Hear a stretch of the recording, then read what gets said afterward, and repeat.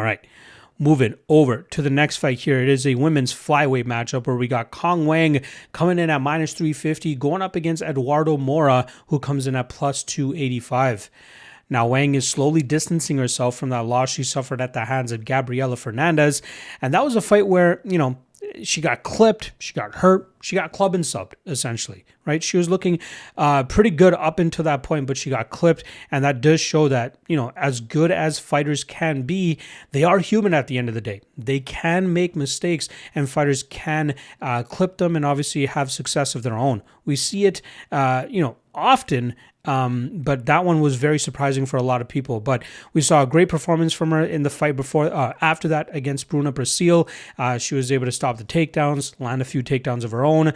But then her last fight against Ariane Lipski, very solid performance. She landed 2.5 times more significant strikes than De Silva. I think it was like 140 strikes that she ended up landing there. Really picked her apart, stayed in the driver's seat the entire time. She stopped the 4 takedown attempts from Lipski. She landed a couple good leg kicks as well, which really seems to hurt the wheel of Lipski and kind of like muzzled her. But Cong was just in the driver's seat the entire time. Her striking is very high level. That's obviously the background that she had before she came into the mixed martial arts game. She had a 2015 kickboxing win over Valentina Shevchenko. So she stayed quite active, throughout her career, even as a mixed martial artist.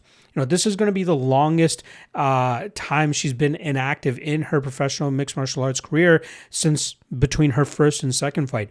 Between her first and second fight, there was a year-long layoff. Since then, she's really gone 3-4 months between fights. Now it's been about 8 months since she got that win over Lipski. So, she's 33 years old. She's doing a good job in terms of staying active enough.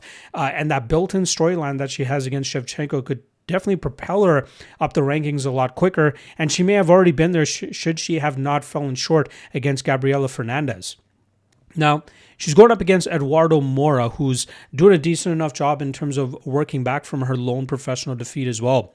She ended up losing against Denise Gomez in a close fight. It was a split decision loss, but it showed the issues that Moura had trying to cut down to strawweight, which she failed twice in the UFC, hence why she's been forced up to 125 pounds. Her cardio was really lacking in the Gomez fight. She was more so a fighter that would look to finish fighters earlier on in her career. She was very good in terms of finishing all of her opponents before coming over to the UFC. I think there was only one fight where she all but one opponent leading up to the Contender series that she had finished. And now as she's fighting tougher competition, we're seeing her go to the scorecards more often, which is why her last 3 fights have hit the scorecards. She's won her last 2 fights ever since moving up to flyweight. She was able to grind out a solid first round against Hardy, got to her grappling in the second round, and then she fell short in that third round, but still did enough to win the decision.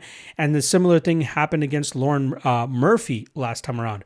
A fighter that she had a huge youth advantage over. She was landing decent enough shots in that first round, managed to get to her grappling in that second round. That third round, she really struggled. We saw Murphy put the jets on and really land some good damage on Moura, but that's kind of been the game for Moura. Do enough through the first 2 rounds, get a finish if you can, but do enough for the first 2 rounds and do enough in that third round to just survive and see the scorecards to try to get wins there.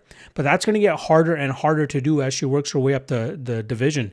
Her striking still looks like a work in progress. She doesn't look the most comfortable when she's throwing hands and throwing kicks, but it seems like a means to an end to just get to that takedown and utilize her strength where she's often able to get opponents to the ground and showcase good enough top pressure and work for that top position. But in this matchup against Cong, I think she's kind of screwed. I don't think she'll have a big strength advantage here, and I think she'll also struggle to get a hold of Cong, who does a great job in terms of sticking and moving, staying at distance, and punishing opponents that try to crash that pocket and initiate any type of clinch work.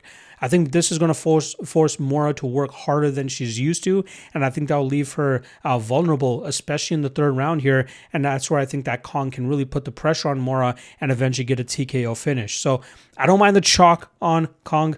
I think her takedown defense will look good enough. She is a much superior striker to Moura, and I think she'll eventually be able to put together a barrage of shots in that third round and get the finish here over the Brazilian. So give me Cong by round 3. TKO.